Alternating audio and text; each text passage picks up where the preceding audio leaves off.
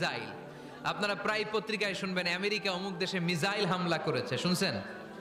Missile হামলা এমন হামলা কত সেন্টিমিটার বেগে যে কোন জায়গায় অ্যাটাক করবে, যেখানে মারার কথা ওখানে পড়বে।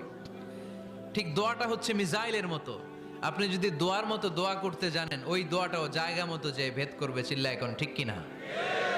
কিন্তু আমরা দোয়া করতে জানি না, কি করে দোয়া করতে হয় এটা জানি না।